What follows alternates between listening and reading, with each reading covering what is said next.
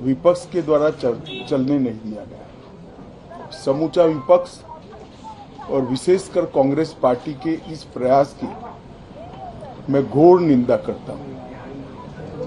अरुणाचल में 8 की देर रात और 9 की सुबह घटी घटनाओं का हवाला देते हुए विपक्ष ने बहुमूल्य प्रश्नकाल को स्थगित करवा दिया।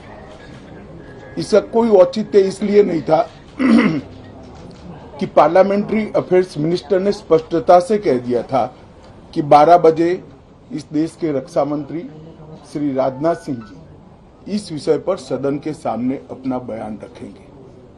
जब बयान रखने की बात कर ही दी तो इसका कोई औचित्य नहीं था।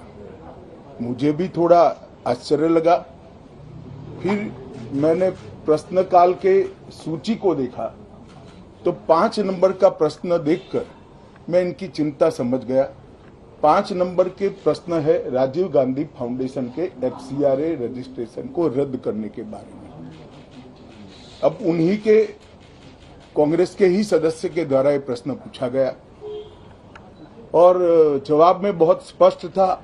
अगर तो मौका देते तो मैं सदन के पटल पर भी बताता कि राजीव गांधी फाउंडेशन को 2005-06 और 2006-07 के वित्तीय वर्ष में चीनी दूतावास से 1,35,00,000 रुपए का अनुदान प्राप्त हुआ था।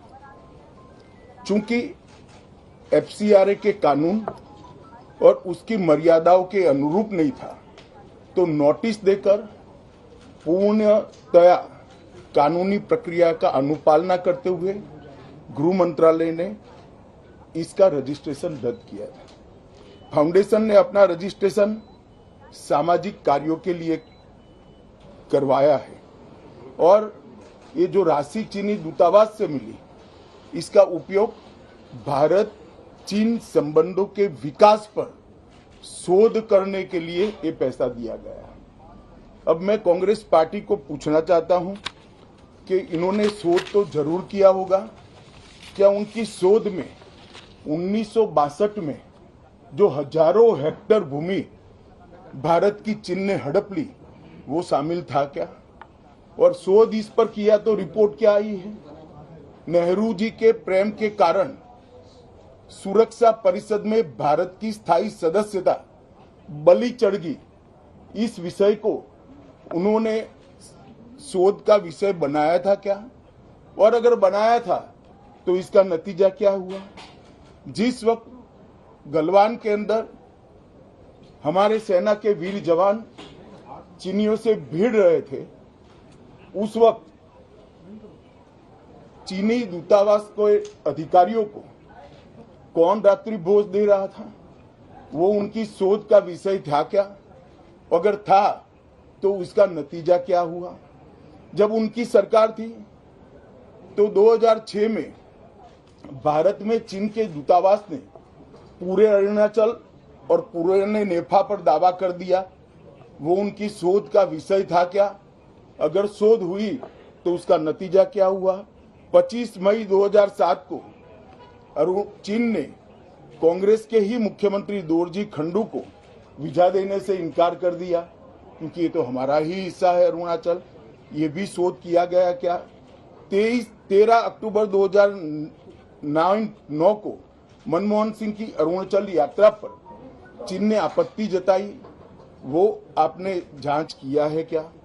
और 2010 में चीन ने जम्मू कश्मीर के लोगों को स्टेपल वीजा जारी करने की प्रथा शुरू की, ये भी क्या आपका शोध का विषय था?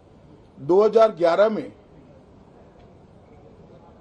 कांग्रेस सरकार ने चीन की धमकी के बाद हमारे रोड और वाइटल बॉर्डर इंफ्रास्ट्रक्चर्स का निर्माण डैम चौक में रोक दिया।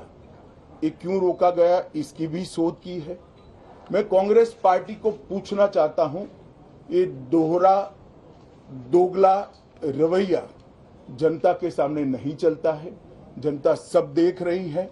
आपके परिवार द्वारा चलाया गया फाउंडेशन, उसका FCRA रजिस्ट्रेशन चीन की दूतावास से मिले हुए अनुदान से समाप्त हुआ है। आपके ही समय में हजारों किलोमीटर भूमि अवैध रूप से हमसे हड़प ली गई है।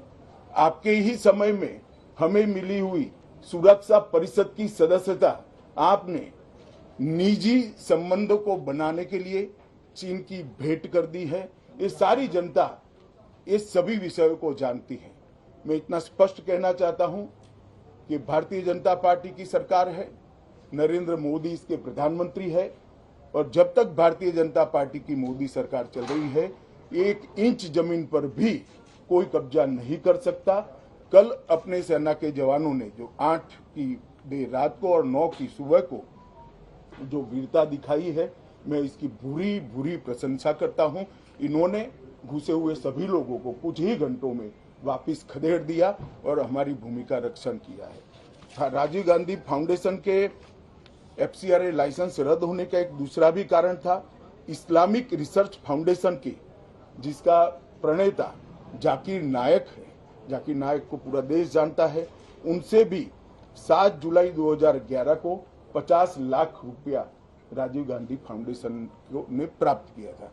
मैं पूछना चाहता हूं, राजीव गांधी फाउंडेशन के कर्ता धर्ता जो कांग्रेस की फैमिली पार्टी है उसी के सदस्य हैं, तो आपको ये पैसा जाकिर नाइक ने किस मकसद के लिए दिया था, इसकी भी स्पष्टता देश की जनता के सामने होनी चाहिए। धन्यवाद।